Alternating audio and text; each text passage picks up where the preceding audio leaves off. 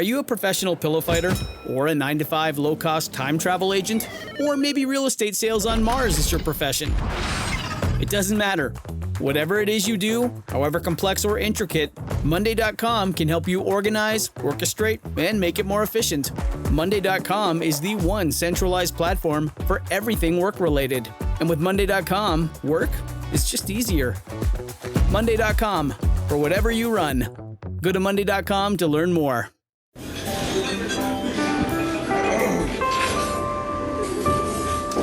Well, I don't see the point in waiting any longer. So let's bring her out. The star attraction, the one you came to see. Ladies and gentlemen, the one, the only, Miss Judy Gold. All right, so you're modeling. Which is ridiculous, but yeah, it was. And then you call yourself an accidental actor because you took a class at Atlantic Theater Company, is that right? Yeah, so models.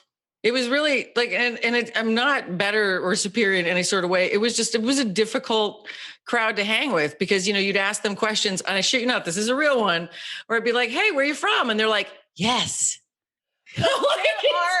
But there's some that are smart, right? No, there's some. No, there are definitely some. Yeah. And it's mostly just a function of no education because most of them start at like 13 or 14. It's also bad because it's like, yes, you're beautiful. And yes, a designer looks at you and says, that is what I want, whatever. Yeah. But it's also so objectifying. I mean, right. What were the worst that did people say, I'm sure they said shit about your body and like. I think cause like really like I was I cannot express, like nobody spoke to me in high school unless they wanted their homework done for them. Right. And then even when I got to think about BYU, like that's a school where people are virgins, right? And my nickname was statutory. I mean like. Or Einstein. This is like nobody, like, so I never felt like this was part of me anyway. Right. So you like my whole universe was in here. Yeah. So when they were talking about, like body or something, it never occurred to like, oh, that's me. Like, so even when I started SVU, I kid you not, my first day filming, they sent me to a dermatologist to have a mole cut out from under my chin because they said it looked like a chocolate chip glued up there.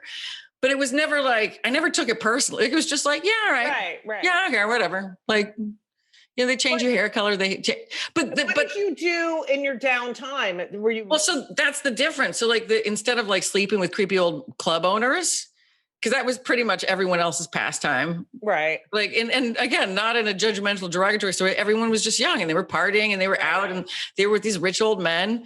And I was like, I didn't have a ton of downtime because I would work so much and I would go to every museum and every temple and every shrine and everything I could find out and read every book and try and learn every language everywhere I went. And like, I couldn't believe people who, we'd be in Athens and I'm like, okay, guys, I looked it up. The Acropolis is free on Sundays. I've got the map. I'm going to walk us there. We're going to go, like this is the mid 90s, right? So no internet really. So I'm like, okay.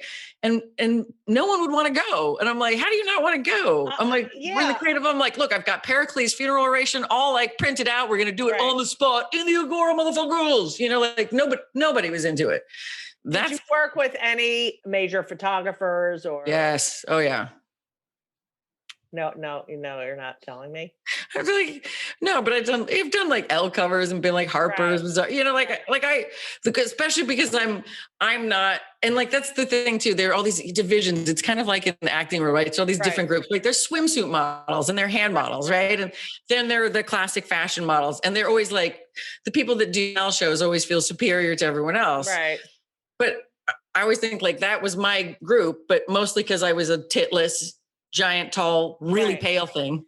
So yes, it was just because of that. Like if I had boobs and a tan, like I could have been a swimsuit model, Right. So like, so I was a high fashion. Yeah. I was like the high fashion type model. You love, we'll get to that you love civics and politics and all that stuff and learning and neuroscience. Like you're just fucking, I love that have this yearn to learn, baby. The yearn to learn. So. And it burned. But no, so I would get bored with modeling and I would take like a semester off, and I'd go back to school in the city, like anywhere I could go. From like Borough of Manhattan Community College, just anywhere I could get in. Cause I was going crazy with these people. And also too, there was such like a disconnect. Like, you know, when you're wearing like a $200,000 outfit, you're like, I'm pretty sure this could like fund Swaziland for like a year. Anyone else? Like, no, we're good. I'm alone. Okay, cool. Peace. Like, you're just always kind of like on the fringe. And, again, unless somebody has a question about something, and then you're like, how am I like, when you're like, I'm a 19-year-old model, like in Paris or something, I'm like, how am I everybody's medical expert? I'm like, that's confusing and totally inappropriate. But I took this semester. So I was in Israel for a semester, and then I was in Egypt for a semester. Thank you. And it wasn't as Indiana Jonesy as I wanted, because you couldn't steal anything. Right. A lot less horseback riding with like guns and stuff. And like, even when I was in Egypt, when I was doing Egyptology, you know, we were in Muslim friendly clothing, right? So it's really hot. Like, it was spring semester. It was like hot as fuck. Right. And I loved being over there, and I loved studying this, but also too, it's always more fun to pretend to be something than what the reality is, right? You know this better than anyone. And so I came back, and I was already with what became my husband, then ex-husband. And he was a model too. He was a model too. And he was like a Calvin Klein underwear. He was one Abercrombie kind of, that he was that dude. But he became an engineer, correct? No, he came. See, that's the thing. The men start older. So he came with an engineering degree and a master's in math, because they just start, you know, at like 21. Not that they ever used it. I said that out loud. That was a little bit of bitterness coming out, Judy. Sorry. Just a little bit. Yeah. Just a little bit. So, but someone gave him a pamphlet for David Mamet's, you know, Atlantic Theater Company acting school, and it had like a logo on it. So it was just sitting on the dining room table in our piece of shit studio on 14th Street. And it said, use your will, learn to act. And it was literally located on 15th Street. Like, that's how lazy I was. And I was like, sweet. I'm like, I'm totally going to rock out like down the block. I'm going to see if I can get in the summer. And all you had to do was answer a lot of really difficult questions. That was how you got in. It wasn't like an audition or anything. Cause at this point, like as a model, like I did a gazillion commercials, like a gazillion, because apparently they couldn't find anyone that was a model that could also speak English. Yeah, it was truly spectacular. So like I would have like 20 national networks running, and you know, everything from Bounty to Reach to, you know, like you name it. And but I'd never acted. And so the first I got in, obviously, because they took my money. It's so funny because at the time you remember thinking like you're so special.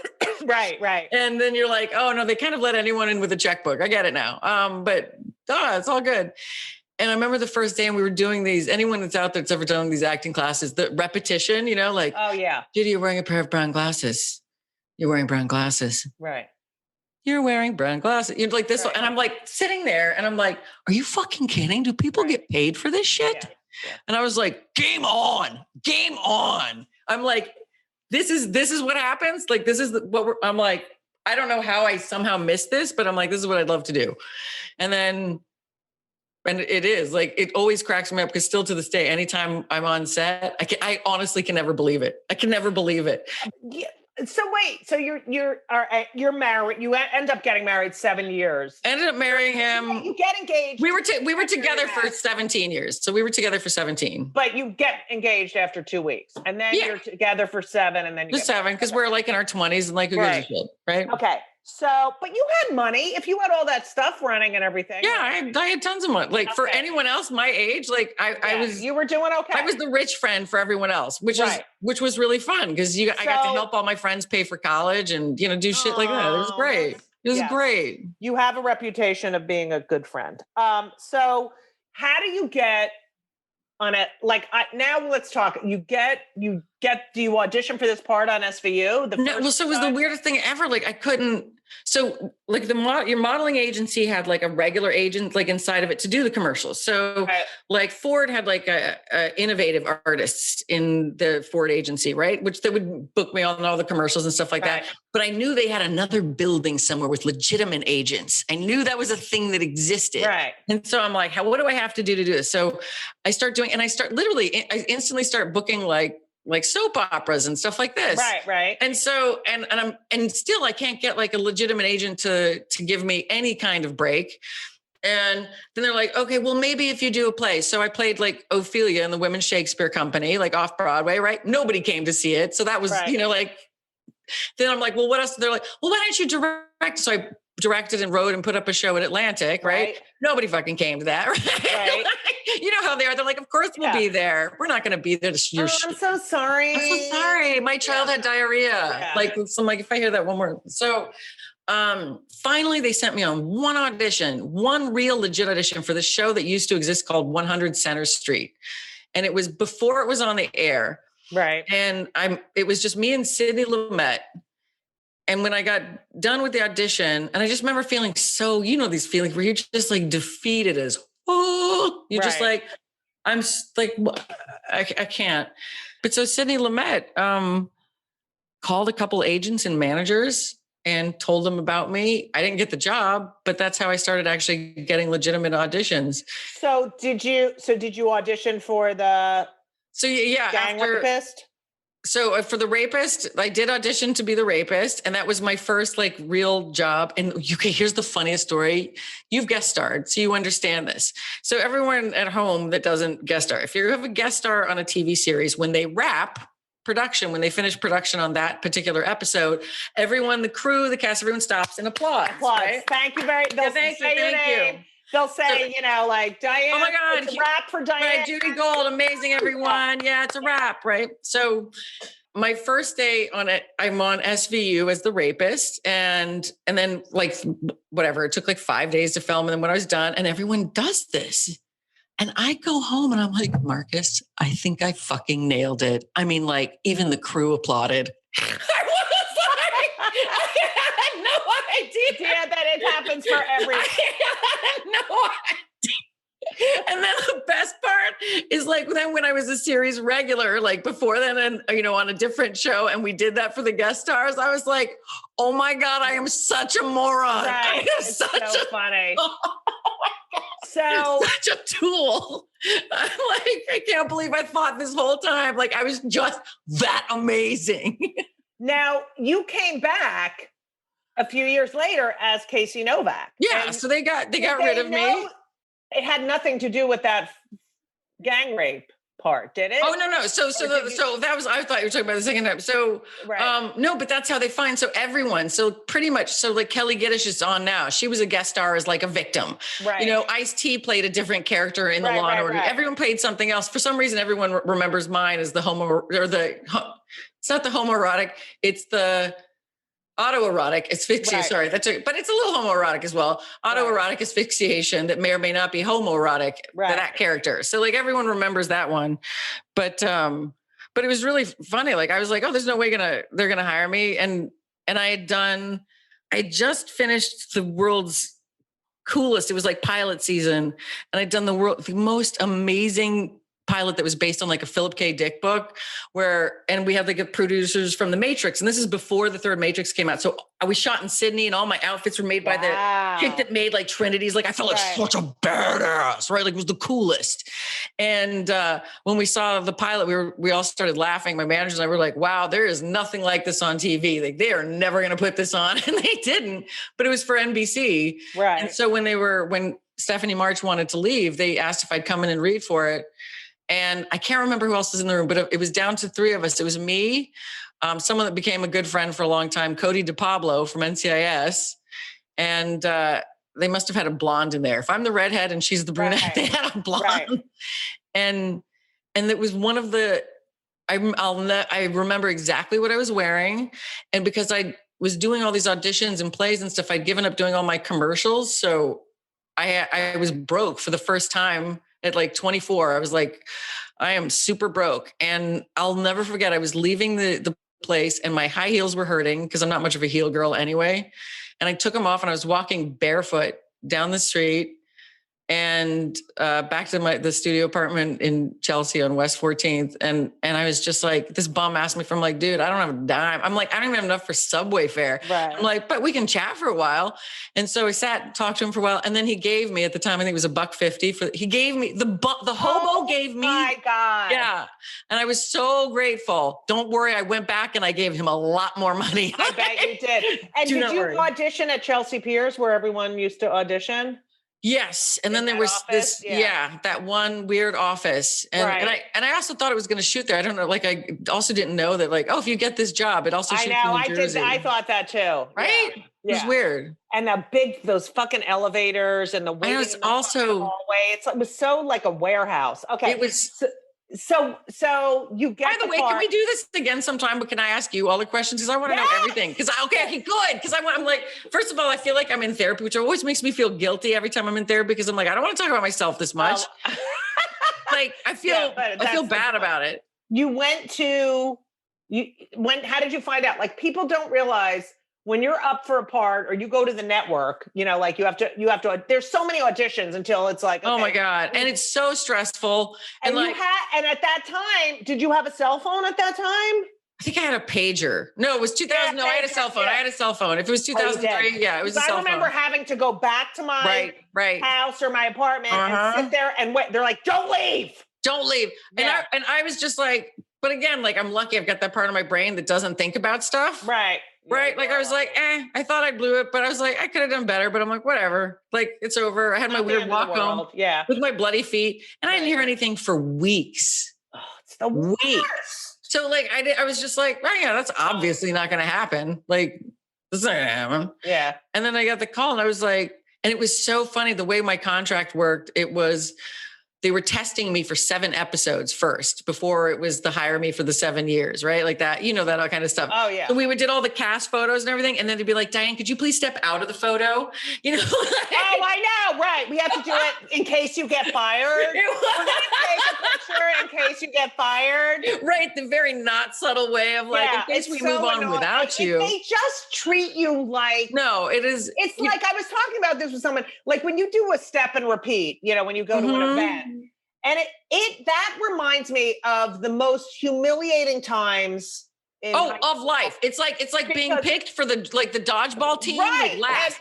It's the worst. You are. And the worst is like, Judy, like, does this happen to you? Right. They're like, what's your name again? How do you spell that? J-E. You're like, no, J-U. You're just like, so Peter Riegert, do you know who Peter Riegert is? Of course. Oh, yes. I love him. He's such a good actor. So, oh my God, he's the best. So he used to be on SV all the time. And Peter Riegert said one of the greatest things ever that to me describes the industry in its totality. As much as I love it, the question is, how much of your own humiliation are you willing to participate in? Right. Exactly. And that is it. It is. You're rejected. Right? It's all negative. And you're so waiting for the one dopamine moment of you got the part. You got it. I get pinned every fucking time. And it's like, don't tell me I'm pinned. Don't tell me I'm pinned. Don't tell me. Oh, they went in another direction. Of course they did. Yeah. The producers. By the way, does this do you? Like, it hurts my feelings if they pick someone that looks just like me. Cause I'm like, wow, did I just stink it up that much? Like if they go for like, like a small, petite, like Asian woman, I'm like, okay, fine. Like they actually went in a different direction. Right. Big deal. Like, who cares? But if it's someone like if I was up for a part and you got cast, and it wasn't, let's just say, because you're funnier than I am. So if it wasn't like a comedy part, right, I'd be like, what the fuck? And I'm like, we look the same. Right. Like, did I just suck that much? Like it's just, and the way it's so high school. That's the thing. Showbiz is fucking high school. Have you been to the Emmys?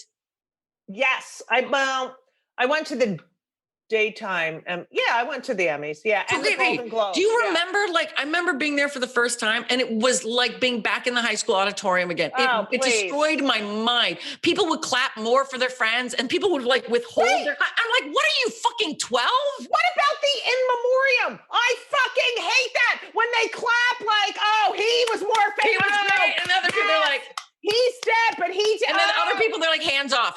Like I'm not clapping. It's like oh, he was only a producer and wrote 8,000 million episodes. Oh, who cares? Yeah. Oh, he no talent. Yeah, no, it's fuck like you. Right, totally. Fuck you.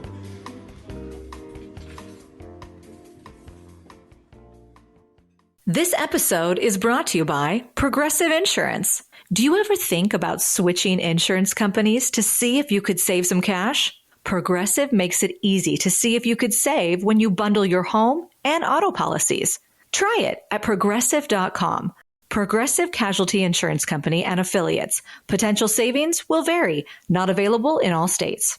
You get this part. Do you realize, oh my God, Like, is there any point where you're like, Well, because at this point too, this is going to sound super stupid. I can't believe I'm saying this. I should probably not say this, but like I'd already been on magazine covers and, right.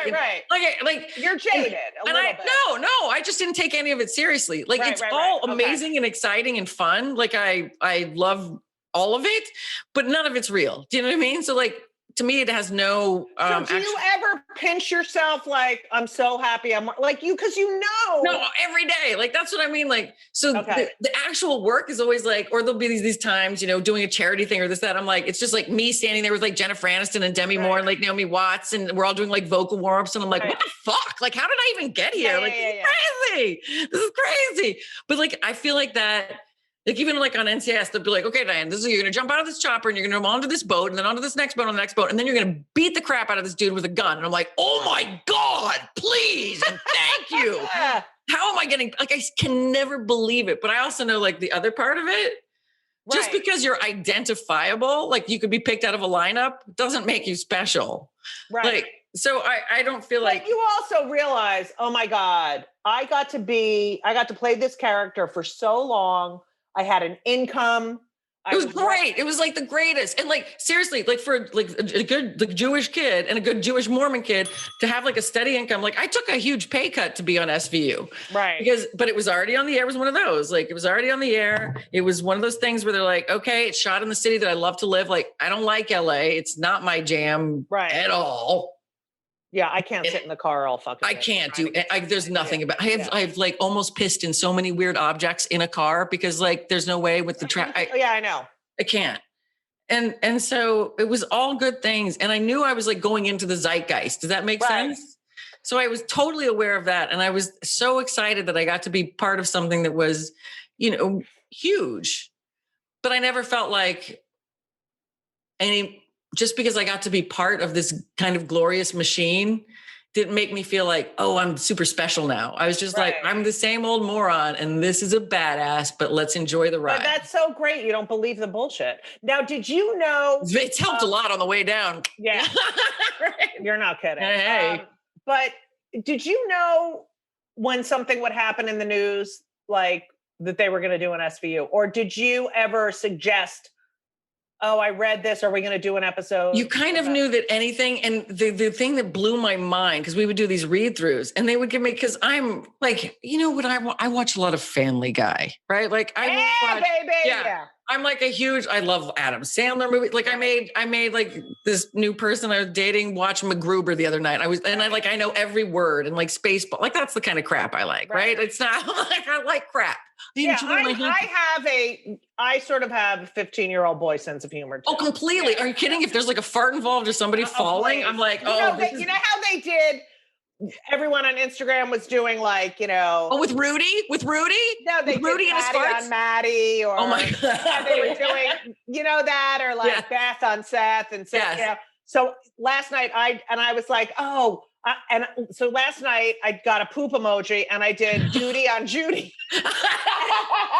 And I just thought it was the funniest. Like, oh my God. It's so stupid. So in Ireland, Duty's like a real last name, right? So the husband had a friend whose name was Danny Duty, and Danny Duty ended up marrying one of Marcus's sister's buddies, who was a proctologist. I kid you not. Oh God. But we got her a present that said, your vagina smells like duty, as a present for her wedding. I mean, like, by the way, they were the most uppity yacht club people ever. Like the whole, like, and I was like, I love shit like that. Oh my God. Everyone takes themselves so fucking seriously. So seriously. Patty LaPone is not going to fucking retweet you. So no. And by the way, but like Giuliani farting this, like I watched. He is a fucking disaster. The fucking hair dye and the farting and the iPhone and like anyone. Oh my God, it is so brutal. But that like, I was everything. I was like, I'm gonna watch everybody's take on this from every angle because I'm like, it's amazing. And the best part is the chick, like if someone farts near me, I don't know how any of these people hold it. I wouldn't care if I was like testifying in Congress. I'd be like, oh my God, who farted? Right. These people are like, you know what I do? I don't care where I am. if I'm about to fart, I'll say I'm gonna fart. Or Right. if I did Fair fart, warning. and I know it smells, I go, I just farted, sorry. Like I just do it because Yeah. No, you're right. Or like, hey, heads up, roll down the window because I'm about to lay one down, and it's a stinker. It's a stinker. It's coming out like asparagus. Like it was just like that's I find the worst fart. It's not just the worst pee, but everyone talks about the asparagus fart, which is its own nightmare. The asparagus pee is all right. The gross. So you're on the show for many years, and did you know that you were going to stop being on the show? I did not know. I was the last person to know that I was not going to be on the show anymore. So unusual. I know.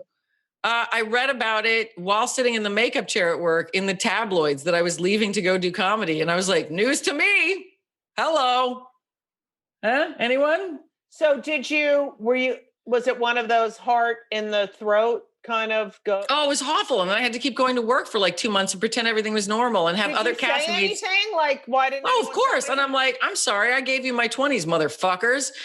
It's your show. You can do whatever you want with your show. But tell me, treat me like have the fucking decency to pick up the phone and tell me. Have the decency. Don't like make me read about it and then have to. I'm like pieces of shit. It's like and to me, and again, like because I came from like normal world, right? Like I always felt like very normal. I'm like, look, this doesn't. When I finally talked to the head honcho, I was like, it doesn't make any sense to me. I'm like, I'm your cheapest cast member. I'm the one that works the most next to number one and number two. I'm the only one with my own set, so I'm the only one that could give anyone a day off. I'm the only one that knows my lines inside and out, and everyone else's lines, so I can fill in for the people that don't show up for work because they're irresponsible. And I'm like, you guys spend less money on me per week than you do on coffee. So to me, this seems like a really stupid decision. And one day I'll tell you in private what I heard back about that. You will enjoy it. But I was like, so were you devastated? I was devastated. I was absolutely heartbroken. I mean, just heartbroken. And then the worst part, oh my God, it might actually make me cry thinking about it. And then I'd have to be out on the street and all these people would be like, why would you leave? Why would you leave? And I'm like, I would, and I can't tell any of them. Right. I can't say a thing about it. I'm like, I guess I'm just a fucking moron. That's why, It's so people don't realize, the shit you carry around when it's like, no. And people say the stupidest things. Like, how come like people be like years ago, how come you're not on Saturday Night Live? I don't know. Oh my God. An application. Right. It's like odd, isn't it? I find it odd too. Why don't you get on blank? Okay. Let me call them. Yeah. I'm like, why aren't you on this show? You know, you're just like, this is not how it functions. And even like on Twitter and stuff, it drives me nuts because I try and explain, like, that's not really how it works. Right. So did you, so you had to sort of, I had to suck it up yourself. You have to reinvent yourself. Well, I was like, what do, and so eventually ended up having to go to LA but I just did a gazillion like guest starring spots. And there was part of me that just, I was still like heartbroken. I know it sounds stupid. But then you ended up going back again, right? Well, yeah. So after a year and a half, and I think they'd been through, I don't even know, I think 13 DAs, the writers had an insurrection. Was what I was told is the writers had an insurrection and they're like, we need Diane back because no one can say the words. So please, can we have Diane back? And so they brought me back for a couple of episodes and I would have stayed longer, but they had no interest. They just moved on. So were they nice to you when you went back? Oh, not at all. They wouldn't even pay for my parking at Chelsea Piers. I shit you not. Like so nasty. Like, and I was like, why even ask me to come back? What was the point of that? And then it's hard to, especially, you walk down the street and everyone's calling you, Yeah. And you're just there's no need. Yeah. So, but it is that, again, like Peter Riegert, that will bring, I heard Peter Riegert said that when I was like 24, maybe 25. And it has been ringing in my ears. How much of your own humiliation? And the truth is like, I'm prepared to participate a lot in my own humiliation. Right. Quite a bit. Right. But the good thing is I kind of have no shame. So that helps. Like it's deep how far I can go before I'm really bothered. But it was more like SVU was my college. Does that make sense? Like those. I say that about I say that about Oh my God, about going probably, to the comedy clubs and oh my God, standing in the starting back up stand-up. and doing it, sitting there till 2, 3 a.m. at Catch a Rising Right. Star. Like that was my graduate school. And you know? where was your home club? Like, where was your favorite club? Catch a Rising Star was my home club. Home club. Catch and comic strip. I used to go back and forth comics. in the 80s. Yeah. Back and forth. And I think I probably told this a million times on the show, but because there were no cell phones, right. They had a backup. They had someone who would sit at the bar at Catch Rising Star on the weekends in case someone didn't show up, because you couldn't call and say, I'm right. You know, and I was the backup. And the other backup was Chris Rock. And he got on one night and just fucking killed. But I was. That's a good lineup, man.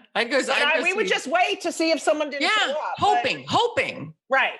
For your 3 minutes, 5 minutes, or whatever you could get. Like sitting on the bench all fucking for a whole game, and then like, all right, get up. Is there any education like that though? Like that was it. That was your school. I watched everything. Right. You know, even when in the days where you would just hang out, you just had to go and be there, and that you had to show I am fucking dedicated. Like it's nothing like this anymore. No, it's nothing like that.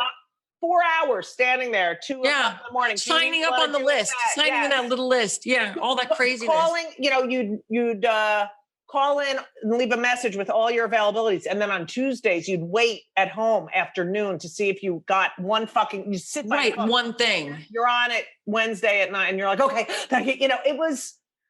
But it was exciting. It was so exciting. Well, it was like being left out of, like being let go from SVU for what was no good reason, right? Like it was just because whatever, some network exec or whoever wanted to, and it was like it would be like if they're like, you know what, Judy, don't come back to the comic strip, okay? Don't ever. You good? I remember I was doing warm up. I used to do warm up for all these shows, and I remember this show, Women Aloud. It was with Mo Gaffney.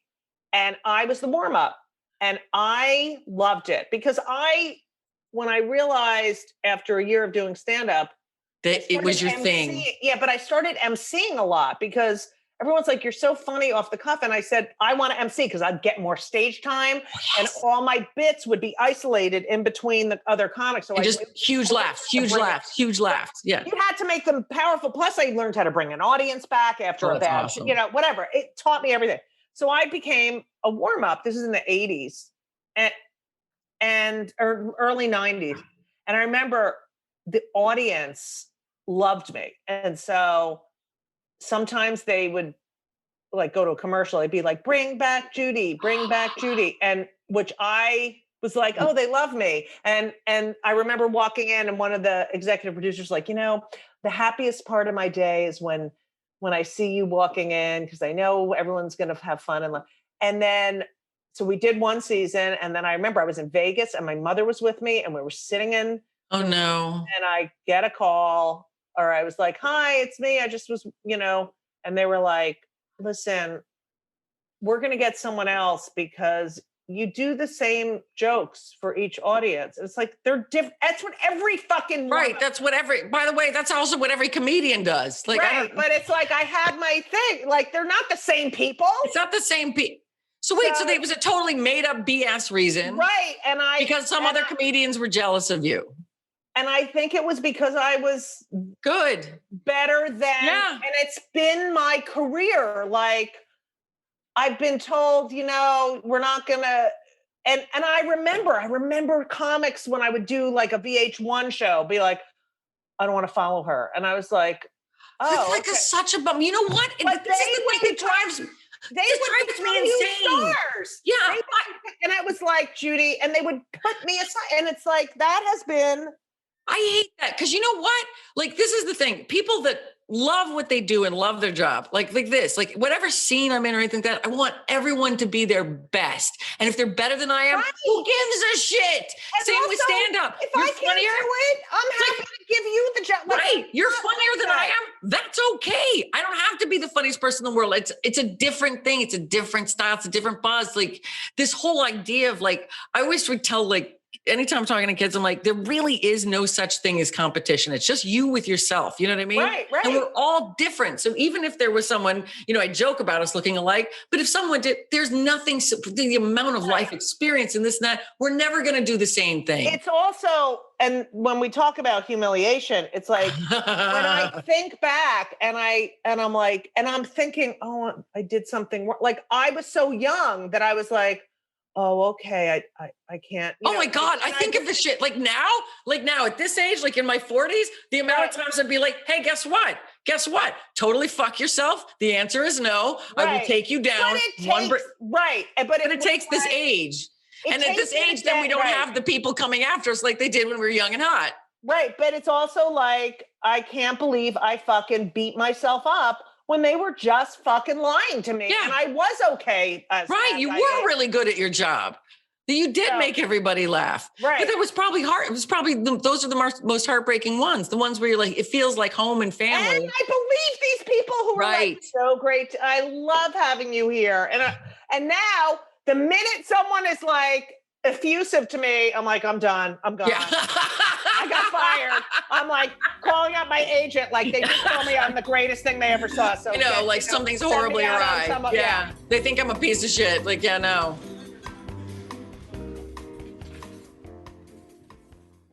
This week's episode of It's Judy Show with Judy Gold is sponsored by BetterHelp. And if you know me, which I think you do because you're listening to my podcast right now, you know that I am a big advocate for therapy. I think it benefits everyone. I think there's so many people who need it, who don't partake. It is so important for your emotional health and well-being. Therapy is fantastic. It is in every stretch of the imagination. And if you're thinking of starting therapy, please do it. But please give BetterHelp a try. It is entirely online. It's designed to be convenient. It's flexible. It suits your schedule. You fill out a brief questionnaire to get matched with a licensed therapist, and you can switch therapists anytime for no additional charge. I have switched therapists in my life. I've had many, many therapists, and sometimes it's not a great fit for you, but don't give up. Therapy is beneficial. You can learn about yourself. You can process and just be emotionally healthy. I'm telling you, do it. BetterHelp is great because, when I used to schlep to my therapist's office, it was so annoying. You have to do it and you sit there and you wait. And then I'm telling you, doing it online is fantastic. And BetterHelp is amazing. I know a lot of people who've used it. So if you're thinking about therapy, go to BetterHelp.com. Let the gratitude flow. This is Gratitude Month, people. So you need to let the gratitude flow with BetterHelp. Visit BetterHelp.com/JudyGold, JudyGold, today, and you will get 10% off your first month. That's BetterHelp, HELP.com/JudyGold. You're welcome.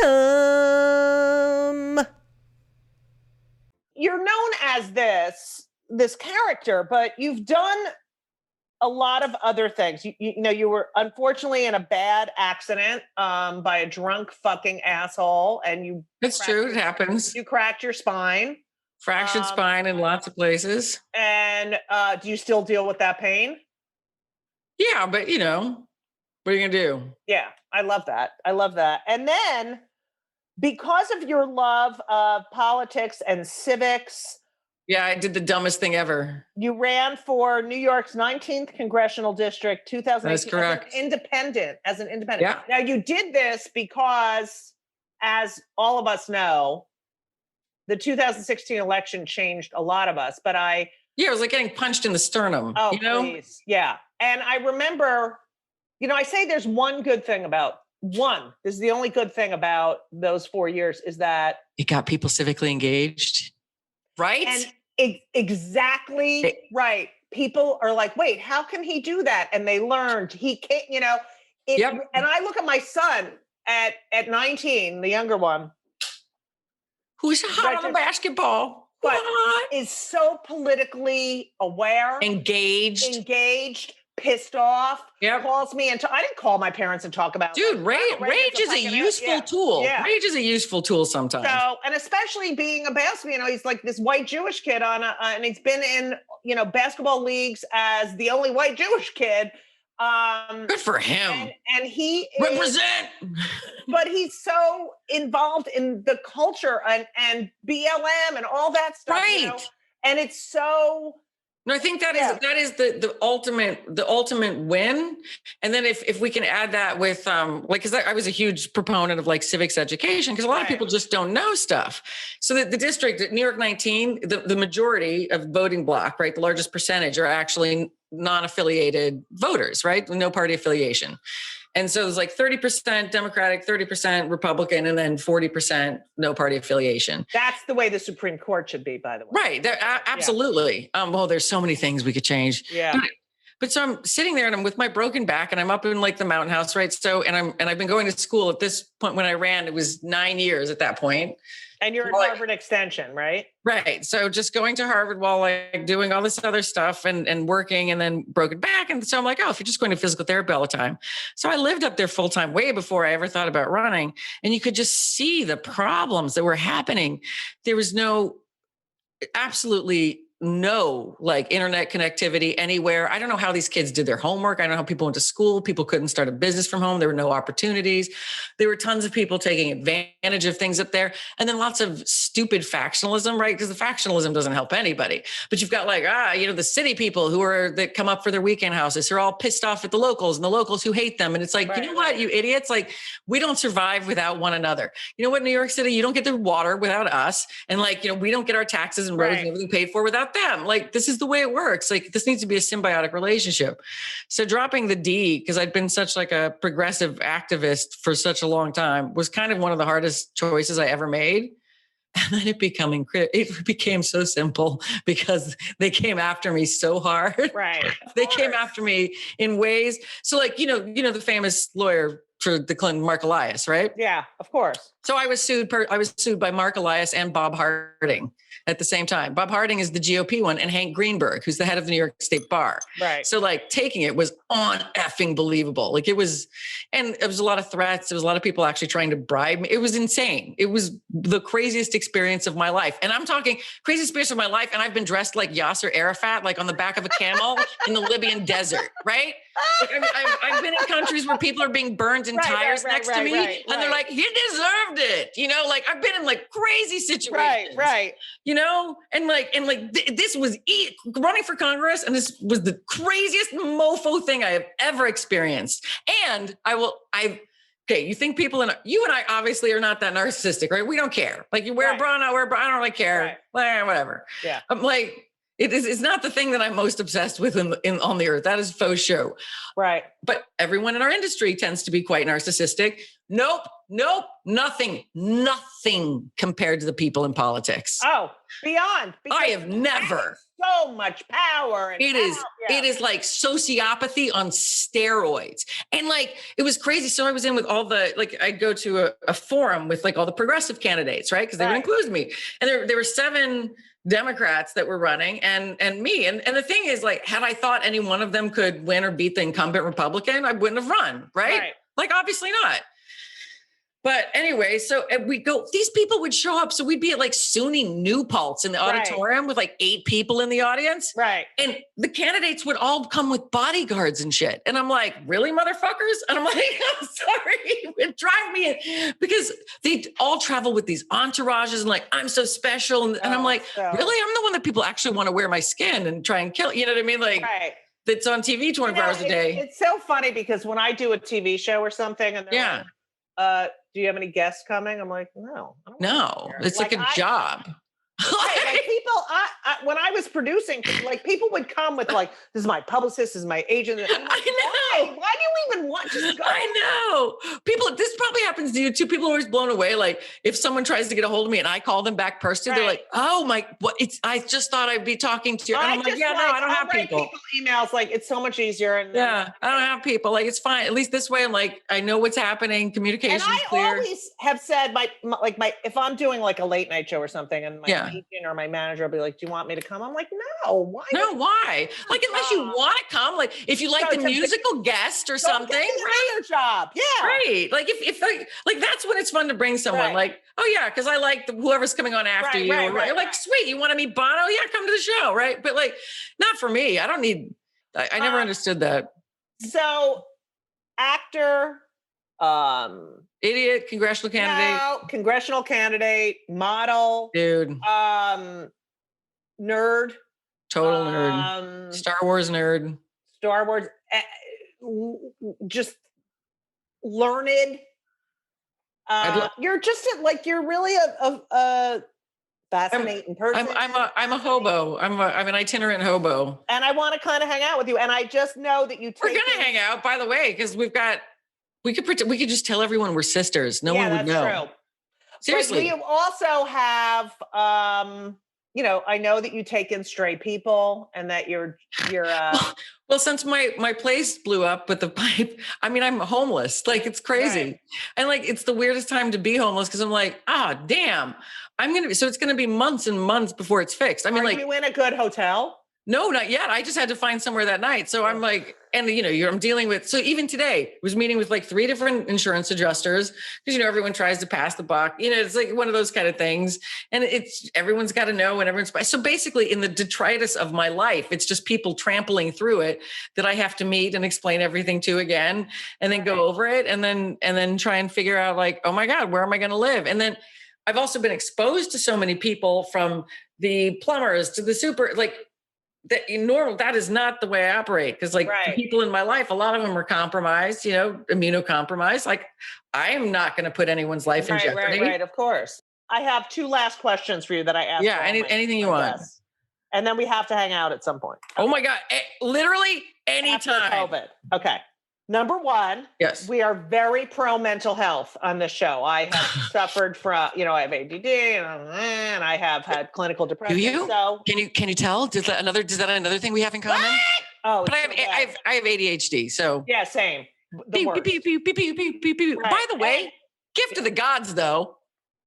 It is a gift of the gods, but as Elisa says, she's like, I'm reading a book, what it's like to be in a relationship with. I'm like, oh my God. You know what? You don't need to read the book because you are in a relationship with someone. Why don't you just based on empirical evidence? Right here. And also, it's like, I know. And the thing about my ADHD is I was diagnosed as an adult. And for so many years, I beat myself up, not knowing what the fuck was wrong and thinking oh my God, I'm not normal.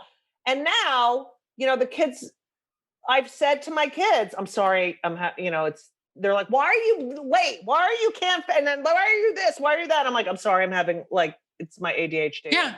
So I just tell them. You just say it. No, you have to. Like, I was really, because I didn't start, because, before the car accident, I was like a crazy person. Like I ran around, I could work 18 hours a day. I could do, one of the funniest I've ever seen, because I used to do this charity thing called the 24-Hour Plays, which is how I met Laura. Yes.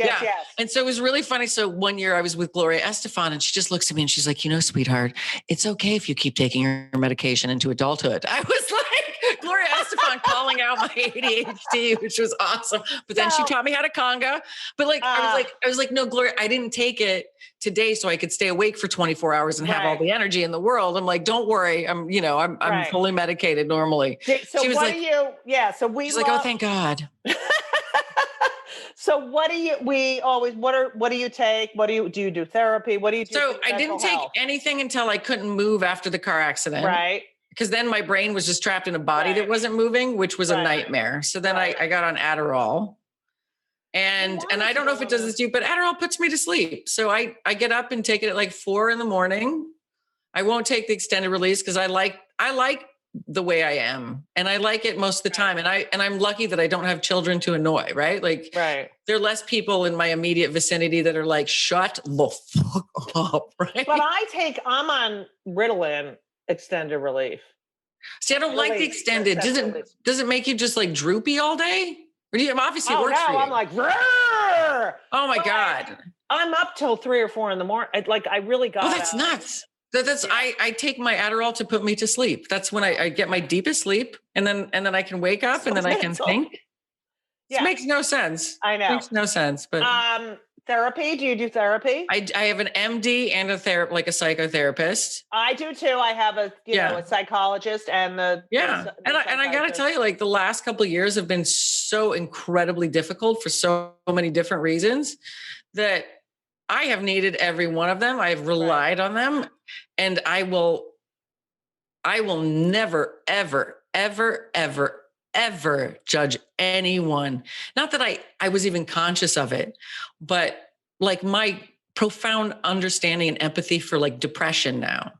Absolutely. Yep. So when I meet people or like I have God kids or people I care about, and when I realize I'm like, how have you dealt with this for 40 years or, 25, whatever it is. And I'm like, I'm in awe of them.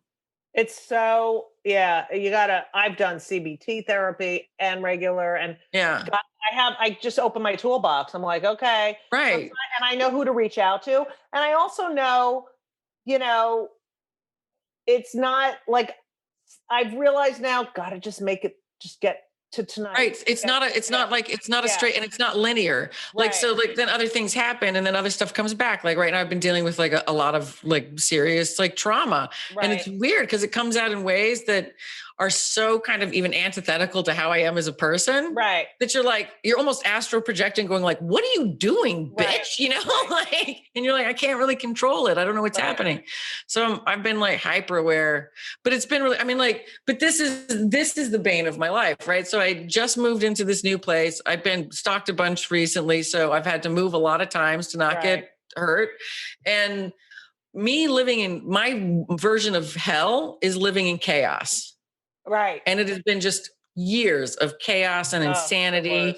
So trying to find a way to like, just like not, you know what I mean? Yeah, I hear you. I explain this to other people too. I'm like, just because sometimes you want to die doesn't mean you want to commit suicide. Right. You're just saying like, I can't handle something. I just want to die. I need this part to end. I need a break from it. I need like a vacation to Hawaii from the stress, whatever it is, right? A mental. And that's what the mental is. So I try and stay on it. And now I have a lot more understanding for it and a lot more admiration for anyone that's been dealing with it their whole life. Like God, it's mind blowing. Have you all my life?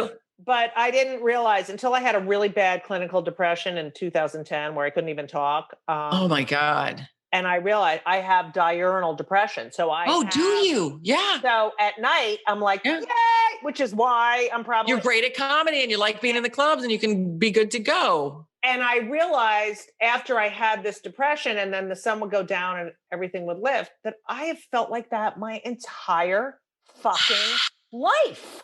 Wow. I remember being a kid and being like, whoo, like a sigh of relief once nighttime. Yeah. All right, here's our second question. Now, the podcast is called Kill Me Now because I get aggravated about everything. So I need to know what pisses you off more than fucking crazy. Okay. I didn't want to prepare anything because there are a lot of things that piss me off. The things that piss me off the most are like people that have fake charities. That pisses me off. You like Trump Foundation, but you know what? It happens on both sides of the aisle. It happens in all people. It happens in a lot of celebrities. Drives me effing nuts. And they all go out there and like, look at me. And it's really just a way to fund their friends and family. And I'm like, oh my God, I hate you. I hate you so much. Right. I also like the thing that drives me even more nuts. People who don't tip. Oh, the worst. Wait a minute. Fuck. Wait, so much worse than that. The people that don't tip and then give you a long explanation as why they don't tip, like it matters in some fucking fashion. And I'm like, you know what? Shut the hell up. You obviously have never had a real job. So just shut up, right? No explanation. Like, well, I don't think so. And I don't think this and well, this and this. And if I only give them that, you're like, shut up. Probably my least favorite thing, because my favorite thing in the world, and probably like you, is like laughter. It is my favorite thing. I love hearing children laugh. I love when old people laugh. I love it when people laugh till they fart. Right. I love it. Like I love it. It's such a pet peeve. And I would find this with LA audiences a lot, like doing stand up. They don't laugh. They just say like, oh, that was funny. Oh, you know, they don't laugh. That and I'm like, is so, I know. And I'm like, fucking laugh. Let go. Let it. You feel that thing? You're you not feel that so thing? cool. You're not You're not cool. And then it does one step even worse. And this is the ultimate, like LA, where they have to look at their friend for approval first. Like, did you think it was funny? And then they say, that was funny. And I'm like, no, but here's the thing. Like I've noticed because, you know, my book, yes, I can't say that when they come to that's awesome. Yeah. So my book. Will you sign a copy? Will you sign a copy? Thank you. So I've realized now since this whole PC thing we're on, right, that a lot of audiences, and you know, I do not hold back, and I just I'm a big believer. Like the PC is like right. it's out of control. So because then you can't do nothing's funny anymore. Right. So I now have realized with audiences, I'll do something, and their initial response is like hysterical. They'll now laugh. Their natural inclination is to laugh their brains out, and then they suck it back. But then they go, oh, sorry. Yeah. They go, ooh. And it's like, no, you were stop. Right. Don't puss out. Yes. Look, I'm not pussing out telling the joke. Right. You don't puss out from just laughing. Right. It's just a laugh. If you talk about man up and laugh. Right. It doesn't make that event worse. No. It's a coping mechanism. No. You fucking asshole. It's a coping mechanism. Yeah. Things are funny. Bad shit is funny. Like it's really funny. Yeah.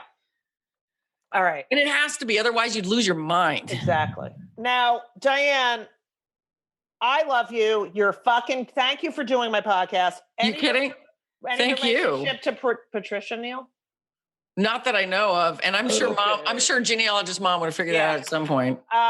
Also, tell everyone where they can find you on Twitter and Instagram. Oh, I'm barely on again because, you know, I'm being stalked. So yeah, I try to stay. I try and make it pretty. Everyone's like, why aren't you on more? And I'm like, because I don't want anyone to know. Trying to hide. It's pretty tough, but it's just at Diane Neal. I'm very easy. So it's like at Diane Neal on everything. And also my parents gave me the two simplest names, but they can both be spelled 50 different ways. Right. So it's actually just DIANE. Neal. Neal. Yeah. So, but both of those could be spelled like 100 ways. Yeah. What about you? Where can everyone find you, Judy? Oh, please, they know. At Judy Gold, JEWDYGOLD, because I'm a Jew. And it's clever. Ding, ding. That's right. I can't thank you enough. I hope one day we get to work together. And can we do this again where I can ask you a zillion questions about you? Yes. I would love that. Laura the producer has said. Yeah, Laura's amazing. You need to do an episode of just like you talking and someone, you know, and you would, but that's amazing. Can we do that? And I'll just prompt you occasionally. I'll be quiet. All right. Because I'd love to hear your stories because I know you've got a gazillion. Oh, you're not kidding. Thank you so much for listening to part 2 of Kill Me Now with the one and only Diane Neal. How great is she? Please subscribe. Please leave 5 stars. Please do that because I want as many reviews and 5-star reviews as other podcasts, and I don't have them. Okay? If you haven't purchased my book, yes, I can say that when they come for the comedians, you're all in trouble. We're all in trouble. You're in trouble, okay? Because it's ridiculous. You listen to my podcast, buy my book, read it, listen to it, shove it up your ass. No, it would really mean a lot to me if you would check it out. The links are all on the homepage of judygold.com or wherever books are sold. I am doing a virtual Zoom show at Nowhere Comedy Club on Thursday, January 21st. And I will have a lot to say because Wednesday, January 20th, as you know, we'll have a new president. So I have a lot of virtual stuff coming up, so check that out. You can follow me on Twitter and Instagram at Judy Gold, JEWDYGOLD, you know, like because I'm Jewish. Yeah, I just can't believe this shit show is going to finally be over. So thank you so much for listening. I love all of you. Wear a mask. And as we always say, so long! And everything was wonderful. I'll see you soon. Thank you for the visit. So long.